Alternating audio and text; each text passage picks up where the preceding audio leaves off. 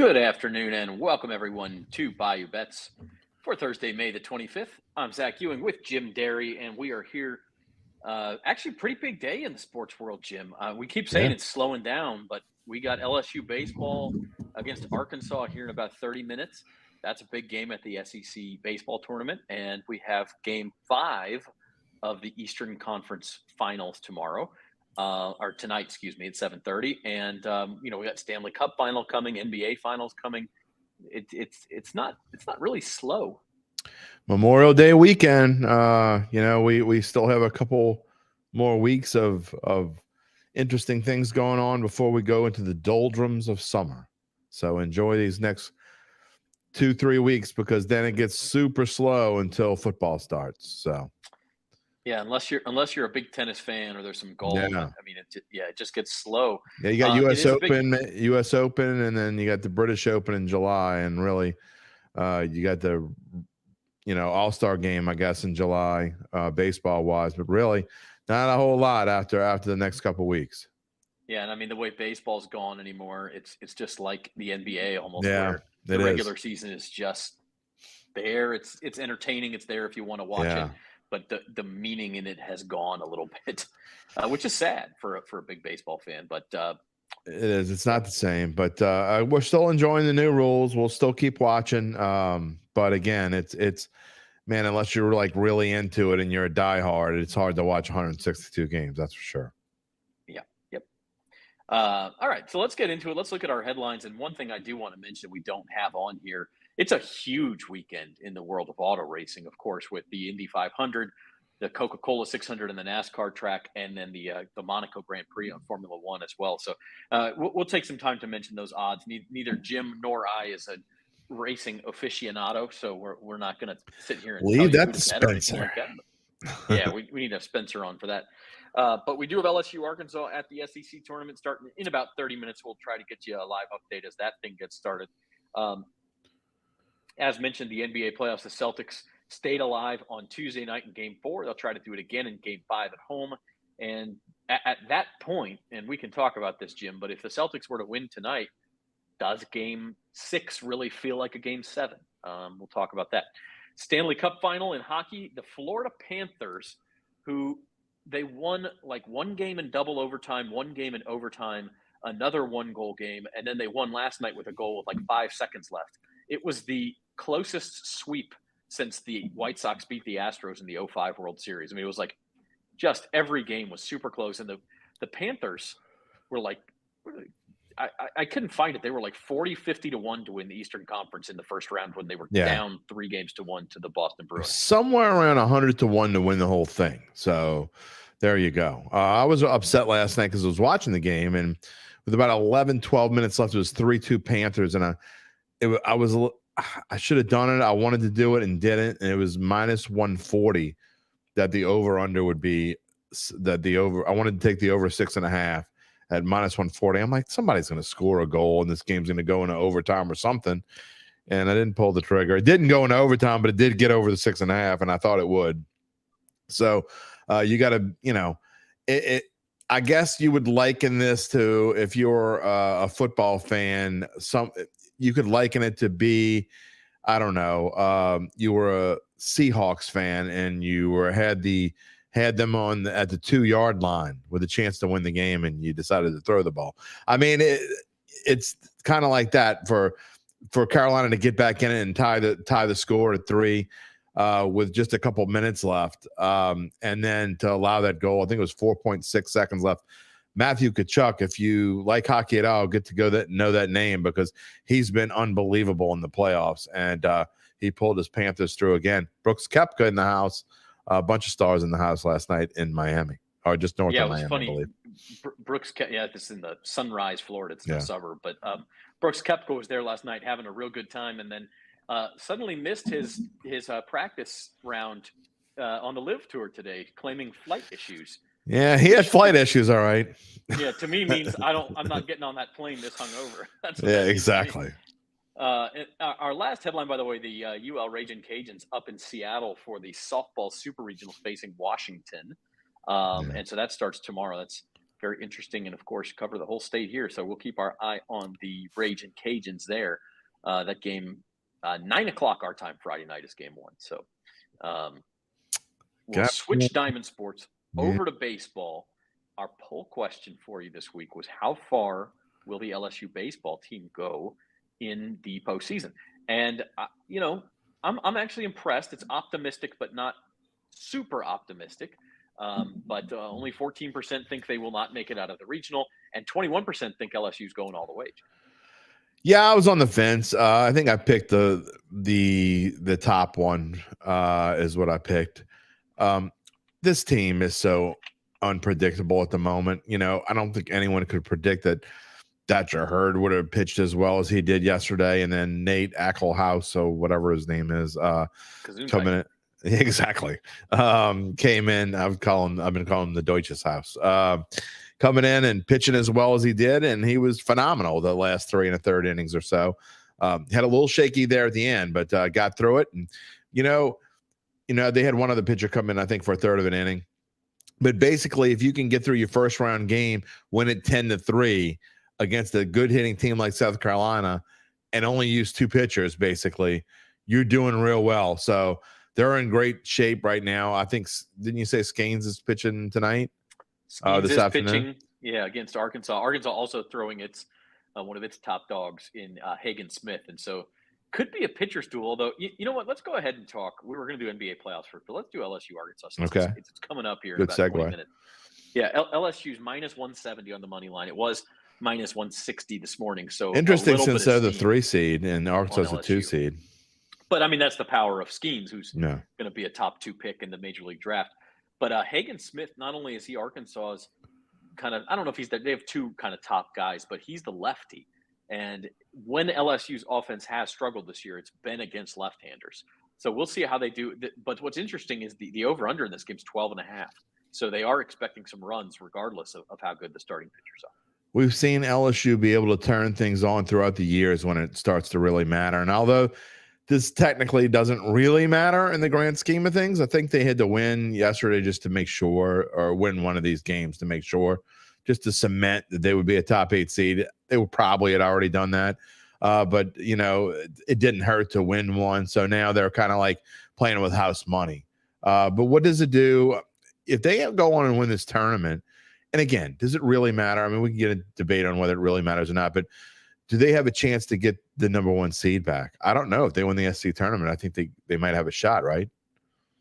Yeah, I mean, I think Wake Forest has a pretty good edge on it, but if LSU wins the SEC tournament, Wake Forest does not win the ACC tournament, you could at least make the argument. Now, right? I think finishing 3rd in your own conference, it's tough to be the top overall seed, but it doesn't matter, right? I mean, if anything, there's been kind of a curse of the number 1 seed. The number 1 overall seed in the baseball tournament hasn't won in a while since 1999. I mean, it's been 25 years. I think it was USC that year. So, I don't know that you. Is that the year they had a bunch of like 20 to 16 games and stuff like that, and they had to change the rules? Yeah, I think that was when they had to go away from the BB Core bats, or go to the BB Core bats, I should say. Mark Pryor might have played on that team. I think you're right. Anyway. No. He was already in the Cub. Yeah. He would have been in the minors by then, so not quite. But anyway, that's not predictive to say, if you're the number 1 seed, you have no chance of winning the national title. But it is illustrative that it really doesn't matter if you're 1 or 3 or 5 or 6 or 4. I mean, as long as it doesn't matter. You're right. Super regional round, it doesn't matter. I do think it matters. Wants to build some momentum. Yeah, it matters as far as like when you get into the College World Series, whether you're batting first or you're the visitor of the home team, and maybe what kind of draw you get. You might be better off with your draw if you're in the top 2 or 3 or 4. But yeah, I mean, in the grand schemes of things, it doesn't really matter all that much. Zoe, our producer, doing yeoman's work correcting us. I had the year right. It was 1999, and that was the only time since they've actually seeded. I mean, they haven't seeded national. That was actually the first year they did national seeds, but it was not USC. It was Miami, who won the national title. Well, moving on to this list, I think, and there's no value whatsoever. I wouldn't bet Wake Forest with Zach's money. I wouldn't bet LSU. I wouldn't bet LSU with any. I mean, you can't bet. at those numbers to me. That's not a good number. That's like betting John Rahm going into a golf tournament. You can't bet that. That's a not bettable number. So really, if you're looking for value on this list, maybe a little bit on Florida.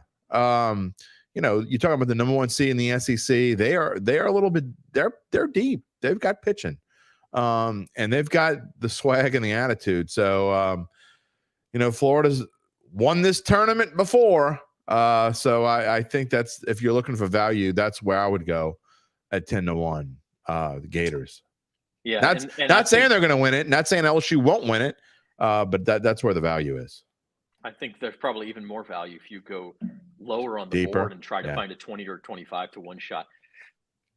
Maybe. But this is tough. But you do see LSU and Arkansas considered not exactly equals, even though Arkansas the higher seed, and I think D1 baseball has Arkansas going into this week as the number 3 national seed and LSU as number 4. That could obviously flip today if LSU. Keep your eye on this game today, because I think it's going to tell you're talking about ace against semi-ace. I think we'll learn a little bit about Arkansas today, and that number's not going to change whether Arkansas wins or loses this game. I don't think that number is going to change. So, maybe you'll find something by watching it that gives you cause to bet on the Razorbacks. I probably won't, but you could. It's interesting because I looked earlier, and the LSU Arkansas total was 12.5. It's down to 11. So there's been some serious money coming in on the under. 12.5 always seemed too high with Skenes and Hagen Smith pitching, and now that's confirmed, that number way down to 11. So interesting. Well, we'll try to update the score on that. There's 2 golden rules in college sports. Never bet an under in a college football bowl game, even if you like it. I'm not saying you have to bet the over, just don't bet the under. And never, ever, ever, ever, no matter who's giving you the money, bet an under in a college baseball game, ever. Hey. You can bet the over if you want. You don't have to bet it if you don't want to, but don't ever bet the under. I think that's a rule back from those USC Miami 20 to 14 days, though. Omaha, the new park in Omaha is absolutely a pitcher. So you see 3. You can bet it if you want, buddy, but so I ain't doing it. Well, that's not an official recommendation, right, but I do find it interesting. Skenes against Smith, it should be a good one. I think you'll need some late runs to hit that over. We'll put it that way. And you might get them. It is LSU. Never know. After all. That's true. But you might need them. All right, the other big game tonight, Celtics and Heat. That's actually, here, let's update that. There we go. 8.5 is the line. The line keeps moving toward Boston. Abe Vincent, who's been a key role player for Miami, is out tonight, sprained ankle. Yeah. So that may be the reason. We saw when it happened. Late line movement. Yeah. Yep. I don't know. It's hard to say. I know you like the Heat, at least with the points. I don't think I can lay the points in this, but I do think Boston gets this to Game 6. I like the Heat in the money line as well as the points. But that being said, I just think it's kind of funny. I mean, 150 times in history, the team, there's been someone in a playoff series that's been up 3-0, and 150 times the team that was down 3-0 lost. I mean, it's gonna happen sometime. Of course, it's gonna happen sometime. But you keep betting on, and I don't mean you particularly, Zach. I just mean you in general. You keep betting on the sometime to be this time, and you're going to lose a lot of money before it finally happens. Yeah, you'll be the one that says, hey, I got it this time. You and a lot of other Aunt Mabels and Drunk Joes and whoever else that wants to bet on, the Celtics won one. Big deal. Miami has proven throughout this whole thing that they are the better team. And to bet on against a 150 series streak at plus 225 borders on psychotic, not beyond absurd. You have to be psychotic to bet on the Celtics at plus 225 right now. Psychotic. And I'm not betting on the Celtics, but I will push back a little bit. I'm not betting on them at that price. But number one, you cannot say the Heat has proven to be the better team, because they beat the crap out of them the first games and the first 2 rounds of the playoffs. They haven't been. I mean, you just look. The Celtics are favored for a reason. Throughout these playoffs, there's zero question. And the only thing that matters is how they played since the playoffs started, which is about, a month now? A little over a month. And the Heat have unquestionably been better than the Celtics in the playoffs. And as far as the 150 times the team's been down 0-3, well, about half of those are sweeps, right? And so the Celtics have avoided that. So now we're down to, well, teams have come back from 3-1 down. So now it's 3-1. It really doesn't matter that it was 3-0. That's not. We have to look at what it is now. I hate when you do that kind of stuff. It was still 3-0, and if it's still you're still betting against a streak that's 150-0. Okay, I don't care if it's 3-1 now. It doesn't make a difference. It's still here's another number for you. If it gets to game 7, by the way. Of course it makes a difference. If it gets to game 7, by the way, it does not make a difference. It makes zero. You're still talking about the same team that now they got to win 3 games instead of 4. How is that not a difference? I'm just, right, I'm verklempt at the moment. I'm completely verklempt. Verklempt. Yeah. All right. Let's go to coffee talk. 4444444. It's no big deal. Goodness. Okay. No big whoop. If Boston wins tonight. Yeah. Which I know you like Miami money line, but I think that's a value play more than a prediction. Yeah. Am I right? Yeah, for sure. Absolutely.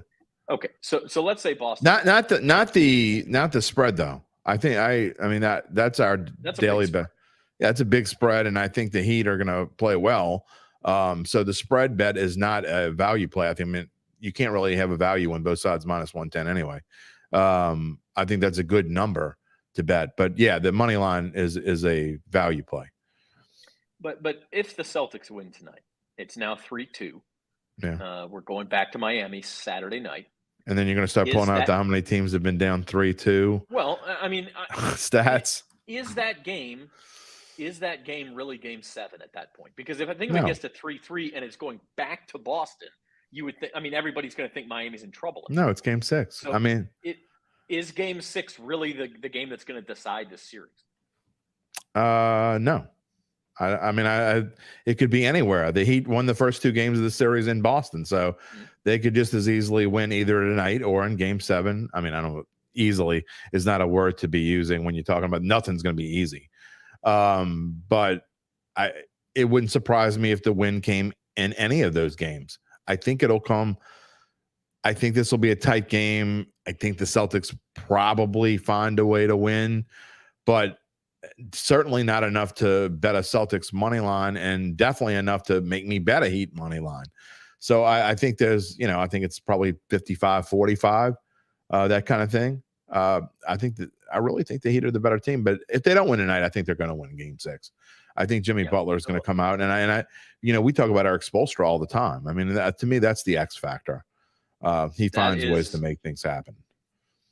That is what's keeping me from betting the Celtics tonight or really any other night, is that the coaching advantage is so stark for Miami. It's major. That you think he'll find a way to get another game, and that's why I'm. Anyway, if you do like the Heat, you can get them now at plus 360 to win the title, and that number will not be plus 360 if they finish off. Oh, no, it'll be more like what, 260, 250. Yeah, maybe two.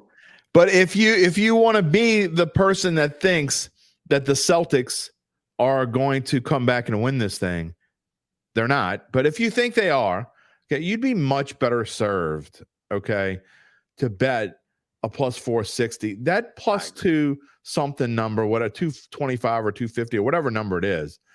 I mean, you can't bet that. I mean, you can't be a sane person and say you're going to bet that. So if you want to dabble in the Celtics making history, then just go all out and bet the plus 460 and get some value. Even that's not really good value.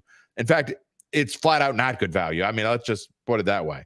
But if you're going to do it, do that. Don't bet plus 2 whatever. Well, a couple of things. The only team in Major League Baseball history to rally back from 3-0 was Boston Red Sox in 2004. And I know, look, people are, A-Rod was at the game. Aaron game 4, Blankenboone. Well, that was the year before. But that two Boston teams. Oh, yeah, Big Papi. They both get embarrassed in game 3. They come back in game 4.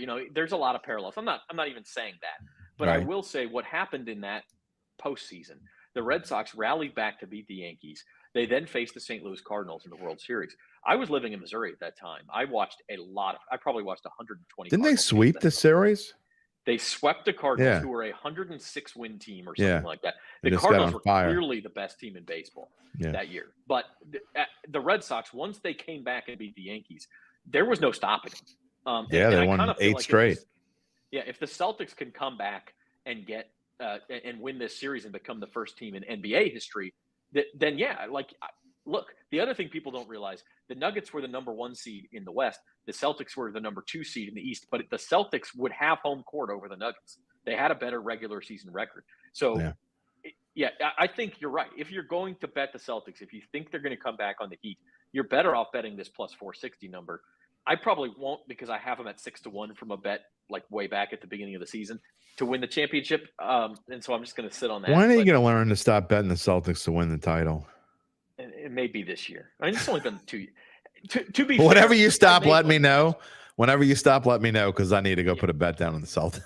This is gonna happen the year after you quit. I would have made a lot of money on them last year if I kept doubling down because I had a lot of money on them to win the East and made money on that. So instead of Spencer won. Game 5 tonight, Heat and Celtics. We'll see what that series line does. I think if the Celtics win tonight, you may be able to get the Heat at like a minus 150 on the series line. I agree. And that would be value. Absolutely. Yeah. Daniel says Nuggets 2023. Probably. Absolutely. It doesn't. I mean, this series. Sarah. Enjoy and hello, Sarah. Thanks for joining us from Texas. This is what I feel. I know you don't feel the same way, but this is all just pure, strictly entertainment because I don't care who wins this series. They're not beating Denver. I've been saying it for 2 months. I'm not backing off of it now. Denver is by far the best team left. Well, not left. They've been by far the best team in basketball, except for when Joker was hurt and missed like 3 games, I think, in early April. And, remember the Pels went to Denver and beat them without Joker there. And, they lost like 3 games. And then he didn't come back right away. And then they still won without him. They figured out how to win without him. I think he missed like 5 games total or something like that. They won the last 2 or 3 games that he didn't play. And then, but I mean, come on, the guy's just ridiculous right now. Yeah. I think the only worry I disagree is I do think the Celtics would have a whole bunch of momentum if they got into that spot. Who's going to guard him? Horford? That's the thing. Well, in Miami, I guess you put Bam Adebayo on it, but then you've got the Nuggets. I'm talking about the Celtics. I mean, the Celtics. Either team. I guess you put Adebayo on him. Casual NBA fans are kind of discovering Nikola Jokic this postseason, which is stupid because the guy won 2 MVP awards. Yeah, right. You should have known. Probably should have won a third. A lot of how could Nikola Jokic be the MVP? He's not that good. Well, have you watched him freaking play? Yeah. Because now that you have, you're like, oh, that's why he won 2 MVPs. But the other thing that people don't realize about the Nuggets is Jamal Murray's terrific too. Their role players are like Michael Porter Jr., who is going to be a top 5 pick before he got hurt in college. He's a tremendously talented player. Aaron Gordon, who was a top 5 pick. He's like Dirk Nowitzki on steroids. He is. But I'm saying, the depth of this team is a lot better than you think it is. Don't Aaron Gordon and Michael deny Porter that Jr. at all. Are legitimate. Jamal Murray is ridiculous. I mean, he's I think he's my favorite. He's my favorite player on the team, I think. He is people talk about Jimmy Butler. Look at what Jamal Murray's done in some games. Game 1 against the Lakers, he won that game for him. Oh, he went nuclear. And he can go 1 for 11. You could turn it on in the middle of the 3rd quarter and he's 1 for 11. You're like, why do people keep talking about this thing? And then you look at the end of the game and he was microwave 8 for 23 with 30 points. And it's just insane. I mean, the guy just when it counts, he takes off. Yeah, for sure. He's got a little bit of Klay Thompson in him. I mean, when he gets hot, look out. Yep. All right. So NBA. By the way, I'm going to be gone, and we'll talk more about that in a minute. But Jim and Spencer very well may have an NBA Finals matchup to discuss on Tuesday. Excuse me. You will have one by Tuesday because Game 7 of Celtics Heat would be Monday night. So no matter what happens, you're going to have an NBA. It won't be as fun though if Boston comes back and win. It won't be nearly as fun because I won't have anyone there to tell me, "Oh, I told you it could happen." I mean, it was 3-1, and then it was 3-2, and then it was 3-3. In Chicago on Tuesday. I might actually call into that show just for fun. I'm going to be at Wrigley Field that night, Jim. You want me to call in from Wrigley Field? Oh man, don't do it to me. That's torture. If the Celtics that hurts my heart. You got it. That hurts my heart. And it really does. Zoe says, "Why not?" Don't. Me from the bleachers at Wrigley with a beer in my hand, giving Jim crap. What could possibly be better? Well, really, honestly, there's really no better way to get my goat to say than to call me from Wrigley. I mean, you're calling me from Wrigley as it is. It's my favorite place on earth. You got a beer in your hand, and you get to prove that you were right and I was wrong. I get to say I told you. Yeah, I mean, there's really there's really no better way that you could get me, other than if it was the World Series and you were at Wrigley. From your lips to God ears, go Celtics, go Boston. I may go put some money on them now, just so I can be happy all around. Oh my God, you froze at the wrong moment there. Oh Lord, did I? Am I back? Yes, you did. Yeah, well, you're back now. Okay, well, it just gave you a better shot to freeze frame, little Jay Giles action. Have you ever pause the show you're watching? Because your wife's like, "Oh, I gotta go to the bathroom." So you pause the TV. 100%. The moments you pause it at are the most spectacular thing. Yeah, 100%. Yeah, great. All right. Good to know. Quick talking point on the Saints as we go through OTAs and we see Derek Carr in action for the first time, and everybody's, "Oh, he looks great." Well, I mean, what else they get to say? Of course, it looks great. But CBS, it's OTA. It's OTAs. Everybody looks great. Right. And I like Derek Carr, but it's OTAs. Let's pump the brakes. Exactly. You saw the crap they were giving Jake Haener for that photo shoot. Was that spectacular? Or what? Oh, poor dude. I mean, gotta say, he could be a model. I really maybe. like Jake Haener. I really like him. Well, you've been liking Jake Haener. He seems to not take himself too seriously. Yeah. I don't know if he's ever going to be a starter for the Saints or not, but to me, if he's a career backup and he's the new Chase Daniel and he's the guy you get in here for 5 years to come in if Derek Carr gets hurt, you could do worse. As long as he's not the next Ian Book, we're all right. Well, we can close the book on that chapter. Oh wow, I was waiting.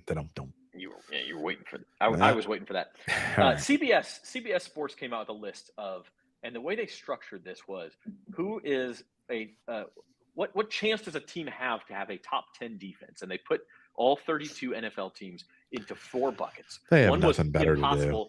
Impossible. They can't have. Well, neither do we. And impossible. They can't have a top 10 defense. Unlikely that they would have a top 10 defense. Possible or likely. And now there were only 5 teams that were graded as likely. But for our points, the Saints were given possible that they would have a top 10 defense. And I think you and I both found that interesting because they've had a top 10 defense statistically 3 years running. And the year before that, it was number 11. So possibly seems to be underselling them just a bit. CBS has been known to put up some things that are just kind of BS to stir pots and get clicks and get people commenting on social media and blah, blah, blah. This is another one of those. I mean, look, whether they are, you can come back here and say, I told you so. I mean, everybody loves to say, I tell you so, right? You could be right about something 9 out of 10 times, but the one time you're wrong, man, they come at you. But the Saints have consistently now had, under Dennis Allen, had a defense that other teams wanted to have, right? I mean, they have been consistently, I think over the last 5 years, they've averaged top 7, I think is what it's been. If you go back and add them all up. But look, the Saints, they're probably going to be improved, I would say, over last year's defense. So I think it's a lot more than possible that they have a top 10 defense. I would go as far to say is that it's likely, and it would be a surprise if they're not a top 10 defense. And, to go with their, if they have a top 10 defense and a top 10 offense, I think both are possible. I think that would be more of a possible if you said, what are the chances the Saints have a top 10 offense and a top 10 defense? Now, that's possible. I think it's likely that they have a top 10 defense. I would say that's somewhat unlikely that they get top 10 both, but I don't. If this not at all. I don't at all. If this team's number 7 on defense and you got to think about their schedule, who they're playing. Well, that's true. They do play a weak schedule, but I think that's really the goal is to be number 5 defensively and be number 12 offensively, and you've got yourself a really good team. Well, people keep forgetting about it. They just generally say things about teams, and I said this last year going in, and when you do your over-unders, it's the reason why. I'm not tooting my own horn. I'm just saying all you need to do is do a little research. We've hit 19 wins, I think 2 years in a row with our over-unders. With I don't know, 2 years ago, I think we had 5 ties, and last year I think we had 3 ties. I have to go look at it officially, but there is a reason why we win these things. It's not so much because you can't just generally look at a team and think, oh, well, there's no way that the 49ers aren't going to be good, or there's no way that the Giants aren't going to be better than they were last year, and their number is only 8.5 or whatever it is. You have to go through and look at who they're playing and what their strength of schedule is and who they got and how does it fit in. How does their defense going to get better? Are they going to play 10 teams with a top 10 offense, but their defense might take a step back? All these things add up. And the Saints, when you talk, you can't just generally put out a statement that the Saints aren't going to be worse or better. And I talk about this on tonight's Final Bet show on Fox 8. You got to go by the schedule. And it's the reason why the Saints last year at this time, they had a 7.5 over under win total. And everybody thought there's no way they don't win at least 8 games. But people didn't go in and factor in the schedule. And even I didn't enough how tough the schedule is.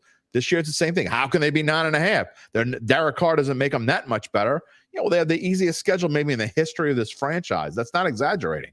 It's very possible this is the easiest schedule they have ever had when you talk about teams in last year's record and all those things. So you just, you got to factor those things in when you're talking about how good a team's going to be the following year. Yeah, 100%. Here's what CBS said just to finish the topic off. New Orleans lost co-defensive coordinator Ryan Nielsen to division rival Falcons, plus David Onyemata, Marcus Davenport, Shai Tuttle, and Caden Ellis along the defensive front. None of these losses is nearly a death knell on its own, but the collective does introduce enough uncertainty to knock the Saints into this group. And some of that is fair, I think. I think there is some uncertainty, but, look, they spent their top 2 draft picks on that defensive front where they lost all those players. So you've got some reinforcements. And the other thing is health. Right. Marshawn Lattimore missed more than half the season. Yeah. Marshawn Lattimore back, if you can get anything at all out of Peyton Turner, and keep your linebacking core healthy as well, I don't see any reason why they shouldn't be at least as good, especially considering the schedule. And it wasn't just Marshawn Lattimore. I mean, you think about Paulson Adebo missed, I think, 4 or 5 games, and Alontae Taylor missed some time. And so you go into the backfield, and a lot of guys missed a lot of time. Other than Demario Davis, I think everyone from behind that front line missed time here and there. Pete Werner missed half the season. So, losing Caden Ellis hurts, I think. Losing Marcus Davenport, I mean, you can debate whether that hurt. I mean, Peyton Turner missed half the season. Was that a big minus? I don't know. But there are all sorts of things. And look, this Saints team has been banged up for 2 straight years now. So, look, is it a trend or is it something that's just an anomaly? We're going to find out because if they can stay at least like half as healthy as they were 3 years ago, let's say, and stay away from what happened the last 2 years, this is going to be a really good football team. We don't know if that's going to happen or not. A lot of things depend. The offensive line, they're not getting older. Andrews Pete is not, younger. They're not getting younger. Andrews Pete's not getting younger. And Ryan Ramczyk, who's been a no-show at OTAs, he's not getting any younger either. So, it's going to depend on the health of the offensive line as much as the defensive guys. But, defense top 10, I think it's likely more than anything. All right, so we'll continue to talk about the Saints as well. By the way, we're brought to you by Caesars Sportsbook. And if you haven't signed up, go to NOLA.com/Caesars and get our best partnership offer there for Caesars. And you had lots of stuff, NBA, college baseball, lots of stuff you can bet on. Another big horse race coming up in the Belmont Stakes. Of course, all the baseball throughout the season and these NFL futures. So also ask you to subscribe to the Bayou Bets YouTube channel if you have not already. Help us out, grow those numbers over there. Hit the like button for us too. I am going to be gone here for almost 2 weeks. 2 weeks from today will be my first show back, June the 8th, I think that is. And in the meantime, I'm going on this little trip, and I'm excited about it, and so I'm going to talk about it. I don't know if this is my dream trip. We'll get into that, but it is one of them. It's one I've thought about for a long time. And what I'm doing is I'm taking my 2 sons, who are 10 and 7, and we're meeting my father, who lives in Wyoming, and he's 80. We're meeting him in Kansas City, and we are going to see a Royals game. We are going to visit the Negro Leagues Hall of Fame, Negro Leagues Museum and Hall of Fame. Then we're going to go to St. Louis and see a Memorial Day game at Busch Stadium. Then we're going up to Chicago, where I will call Jim from Wrigley Field. And I may do that anyway. And then we're going to see a White Sox game the following afternoon, and they're facing the Angels, so we'll get to see a little Mike Trout, Shohei Ohtani action. Unfortunately, he's not pitching that day, but that's okay. Then we're going to drive up through from Chicago up through Michigan, Canada, hit Niagara Falls, do a little sightseeing, and make our way through to Cooperstown and do a day and a half at the Big Baseball Hall of Fame, and then wrap it up in Boston the following weekend at Fenway Park. So it's kind of this baseball trip. We're all big baseball fans, 3 generations, my dad and my 2 sons and me. And so it'll be a lot of fun. I'll post some stuff on social media at ZUing on Twitter if you want to follow it. And it's going to be a lot of fun. It's something I've thought about for a long time. And Jim, it's the sort of thing like, you think about the memories made from this trip forever. Yeah. And it's the timing of it. My dad gets around fine, but he's 80 years old. Look, in 5 years, he might not be able to do this. And if I had done it any earlier, my youngest son would not remember it. I'm so jealous that my only response is, I want to win $100,000. Please let me win $100,000. Zach, you froze up on me, and I don't hope it's you, but I don't know if it's you or me. Zoe, there you go. You're back. I'm back, I think. You're back. Okay. I didn't know. I was starting, last time I thought it was you, and then I found out my internet went out for like 30 hours. But you missed it. What I said was my response to you is one of jealousy, and it is, I want to win $100,000 so I can go on a trip. I am so jealous because that to me, first of all, my father's never been interested in baseball, which hurts my feelings. I got my love of baseball from my grandfather, who departed this earth in 1995. So I have been on quite a few dream sports road trips, and they all do include baseball. There's one that I don't think ever could be topped. I was at Wrigley Field in 2016 for games 4 and 5 of the World Series, first World Series they won in 108 years.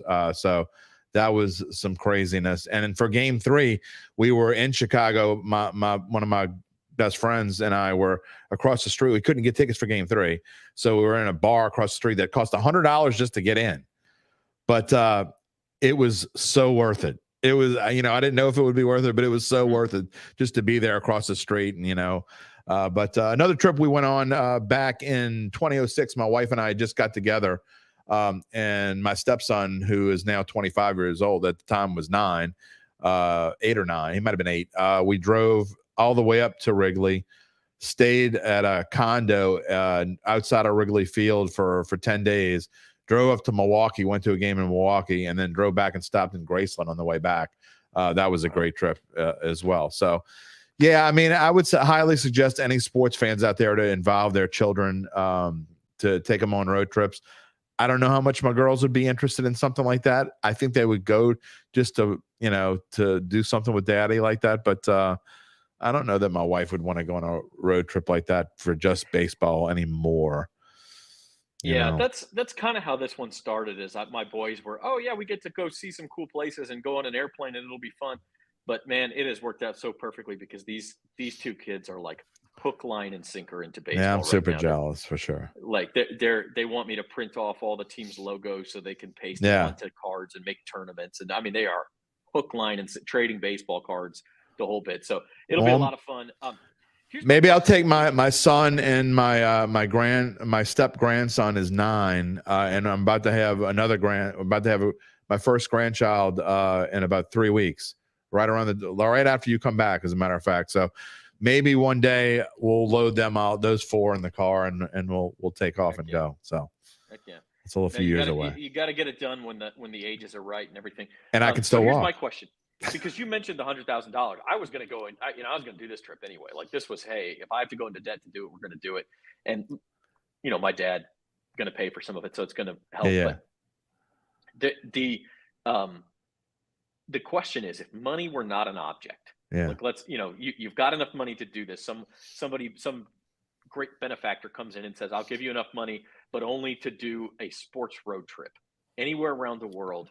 What would you, and let's say it's for a full week. So this is not just to go to the Super Bowl for one. Now it could be the Super Bowl week. You could go to all the fan fest stuff and the media day stuff and all that kind of jazz. But if you could go anywhere for a week, what would it be? One of my close friends, he just came back from a trip to play some former British Open sites.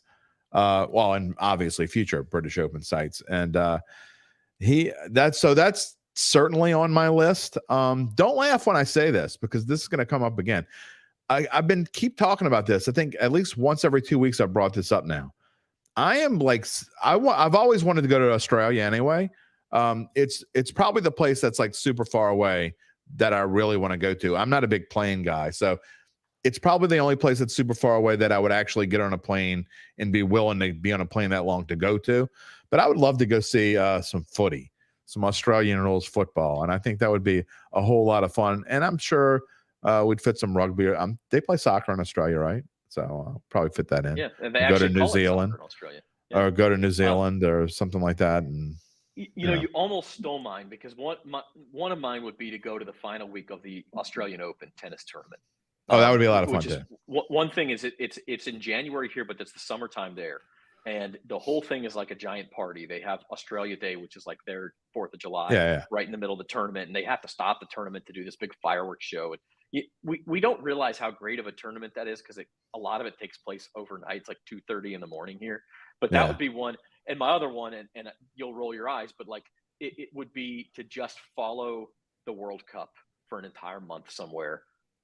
You know, like especially I want to go somewhere new. Like I'm not going to. I wouldn't roll my eyes at that. That would probably be fun. You know, like when it was in South Africa or when it was in Japan and South Korea, like one of those places where it's a little bit different. You get to go somewhere different, just to follow all those games along and follow the crowd. It was in American, what, 92? Is that when it was? 94. Okay. I had to be back in America in 2026. A bunch of friends get together and go to Dallas and go to some matches in Dallas, and I couldn't get off of work. I would have gone. So I mean, I wouldn't roll my eyes at that. I think that would probably be pretty fun to go to, and an interesting, certainly a different experience. You know, so I wouldn't roll my eyes at all. But you know, I didn't realize that the Australian rules football premiership, they call it, their championship game is the premiership, which happens that they play during their fall and into their winter. So I think it ends. I want to say it ends like in August. It either ends in August or early September. But their premiership, they get over 100,000 fans for. So that would be something that would be pretty. Any sporting event, whether I know the game or not, to go somewhere where there's 100,000 fans or 110,000 fans or something like that, a big soccer match would be something different. Passion. It would be. I think it would be pretty cool to go to. So I don't roll my eyes at that at all. I think that'd be pretty fun. And the World Cup will be back in the U.S. in 2026, and I will go to at least one game. I'll find. I don't care if it's Nigeria against Cambodia. Like I'll go. Right. But if it's close enough to go, I would go. Like to Dallas. I think Dallas and Houston and Atlanta. Okay. Games. Yeah, I would try to go. There will be places. Yeah. All right. We're going to end the show with our rants. I'm going golf, and I'm a little bit crestfallen because my big pick for the week was Hayden Buckley, and he was 2 under through 10 holes today, and now he's about to go 6 over the last 8 holes.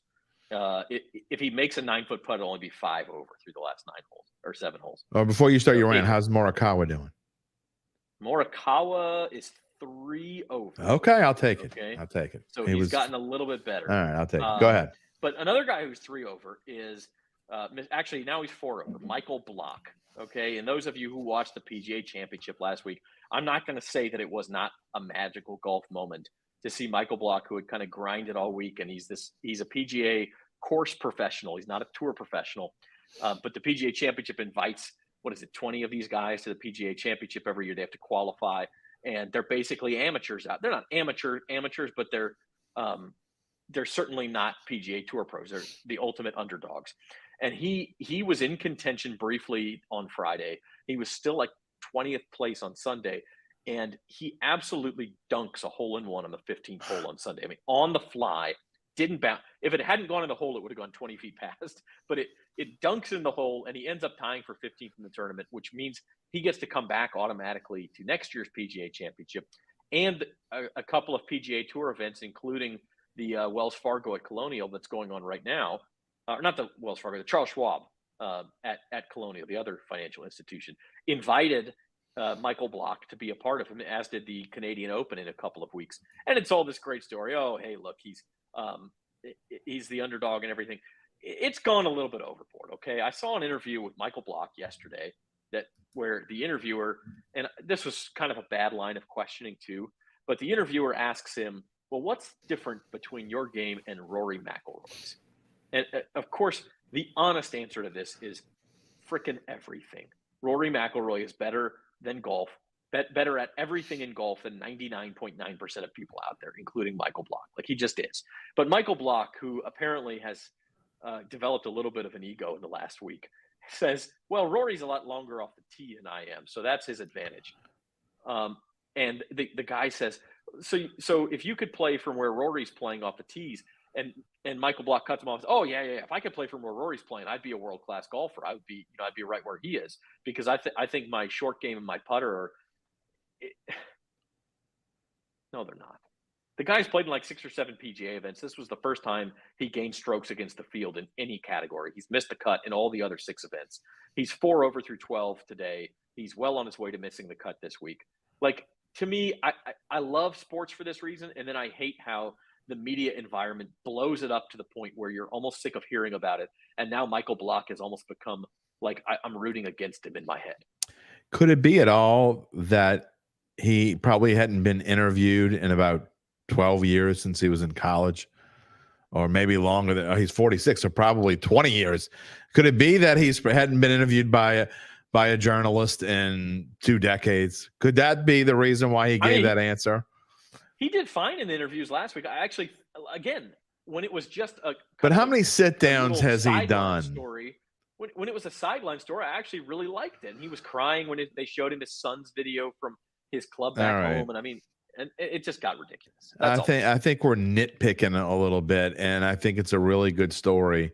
Is he going to make the cut this week? I get your whole thing about they kind of they certainly overblew it, and the books are like really reeling in Aunt Mabel with the make the cut bets and all that. And I get where you plus 200, yeah, plus 500 to make the cut. I get where you're coming from with all that, but my thing is, it is a great story, and let this story run as long as people are interested. And let's be frank, people aren't going to be interested much past tomorrow, because he's not going to make the cut, and then he'll go back into his 15 minutes of fame will have lasted 9 days or so, and that'll be the end of that. So let him enjoy it. We all wish we would have had 15 minutes of fame. I'm still waiting for mine. I think you're still waiting for yours. Let him enjoy it. Yeah, mine might have been that NFL Survivor win last year, which I'll take. Yeah, but that's not fame. That's not. I mean, besides our little core group, I mean, that's a moment that, of course, I think I'd rather have that than 15 minutes of fame. I mean, let's be honest. I'd rather somebody offered me $100,000 or 15 minutes of fame, even if it's a week of fame. Give me the $100,000. I mean, now, for to sure. be fair to Michael Block, he made $300,000 and may make some more money if he can actually make. Yeah, but once you take 2 tournaments, once you take the taxes out of all that, it's probably more like whatever. But anyway, who are you telling? Yeah, I hear you. All right, third world problems, my friend. NFL owners meetings. You could have ranted on a couple of different things. You certainly could have ranted on Thursday night football flexes, which is the worst idea. Oh, we'll get into that as we get closer to the season. Look, as much as I think the NFL gets things right for the most part, I mean, it's hard to bash them per se, because this is probably coming from their legal department, and they need to be able to prove they've done everything they possibly can to mitigate concussions as best they can. But this week, I've had enough. I mean, we're going too far with this stuff again. Now, if you haven't heard, the NFL is adopting the college rule of fair catches, and anything that is fair caught inside the 25-yard line on a fair catch on a kickoff will go back to the 25-yard line. And as anyone who's watched football on a regular basis over the last, 8 to 10 years, they have been doing everything they possibly can to deter returners and teams from returning kickoffs.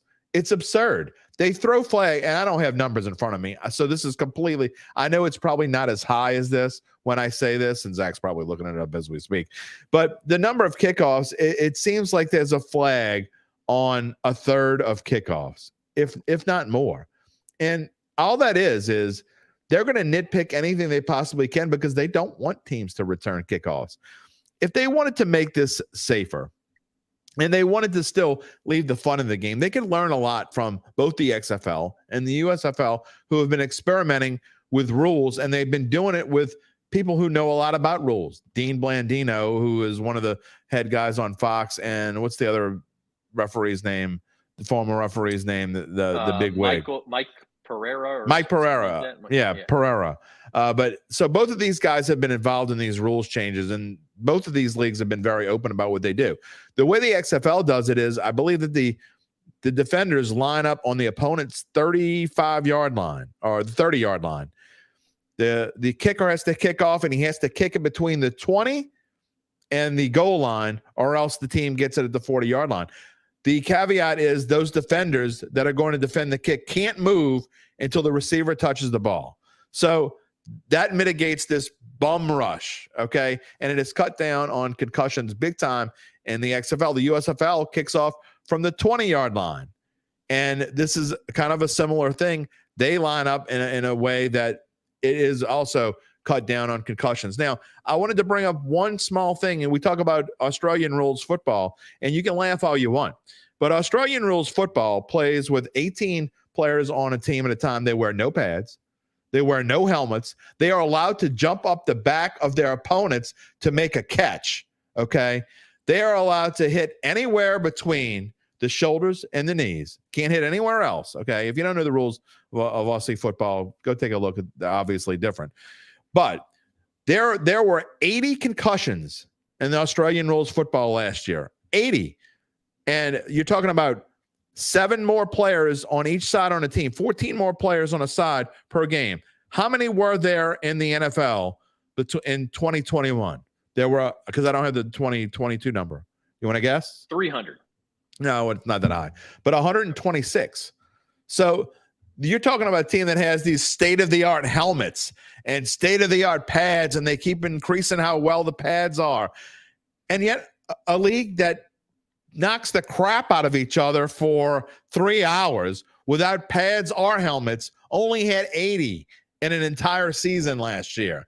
So it's not about where you place the ball or fair catching to make the game more boring. There are ways to do what you're trying to do without taking a huge element out of this game. And to me, that's what the NFL's done. They should just eliminate, and I'm not exaggerating, if they're going to do this kind of thing and make it as boring as possible, because we know right now that probably 65 to 70% of kickoffs now are going to be touchbacks, maybe more. And so just eliminate kickoffs already. You're going to do it anyway. Just get it over with. And if you want to do an onside kick, you have to announce you're going to do an onside kick. I mean, no one does surprise onside kicks anymore. They're only pretty much done if you're losing and you need to do it. So just get rid of the kickoff. It's dumb. Yeah. Look, I agree with a lot of what you said. I think a lot of people have said, look, if you don't play with pads, the concussions will go down. And rugby and Australian rules football are examples of that. I don't think we're ever going to not play with pads. I think we've probably jumped the shark on that one. But I do think something needs to be done. You either eliminate them altogether, or I talk down about these spring football leagues a lot. What I do like about them is that they're used as sort of these training grounds for these rule changes, and say, okay, well, does this work? Does this, could we do electronic first down markers? Could we put a chip in the ball? Yep. Could we change the kickoff rule? Could we do instead of an onside kick, you get a 4th and 15 from your own 35 or something. And if you get it, you get to keep the ball. And if you don't, the other team gets it. These various things that could improve the game. And I think we will see some changes. But you're right. This is a total CYA move by the NFL. They just don't want to get sued. And in the meantime, as a spectator, as a fan, it lessens the product a little bit. I personally am willing to live with it. I'm not too fired up about kickoffs, but I do think there's room to change for the better. So no question. Before we go off the air real quick, Zach, 2 things. Since you just talked about the USFL, Breakers, one of the biggest games of the year. They're on a 2-game losing streak after winning 4 games in a row, and they play their nemesis, the Birmingham Stallions, this weekend on Saturday at 3 p.m. Huge game because if they lose 3 in a row, they're in trouble. That division is tough. So they could go potentially from unbeaten at 4-0 after having beaten Birmingham in week 3 to being in a place where they might have to win out and make the playoffs if they can't win this one. So big game for the Breakers. And then lastly, we have a show tomorrow sponsored by Tulane Doctors for a NOLA.com show. No Datitude, but it basically will be like a Datitude. Jeff Duncan and I will be talking tomorrow on all these same platforms about Saints OTAs and a special show here on all these same channels. Great. Yeah, so tomorrow at 10 a.m. Tune in at 10 a.m. tomorrow for Dunk and Dairy. And I think that's going to do it for us. The only thing I'll say is that the Breakers, I mean, the advantage they have against Birmingham is that they get to play them at home in Birmingham. Oh, wait. Here we go. Yeah, they both play in Birmingham. So we already had our rants. Don't start. Really call it don't get me riled up again. We're going off the air. All right. Cheap Quick shot. update. LSU is leading Arkansas 1-0 in the second inning. Actually, it's funny because Arkansas starter Hagen Smith has struck out 4 guys. All 4 outs have been strikeouts. But in between, LSU got 3 singles and produced a run in the first inning. So they're up 1-0. We'll see how that one goes. Go Tigers. In the second inning, and LSU, if they win, they don't have to play till Saturday. That's the other nice thing. You kind of want to win this game for sure, because either way you're going to play again, right? And we talk about like what you can get out of this tournament. If you lose, you got to play tomorrow, and if you win, you got to play Saturday. Either way, you're going to play at least one more game, so you might as well win and improve your seed a little bit and feel good. So they will certainly go for that today, and they're up on Arkansas 1-0 in the second inning.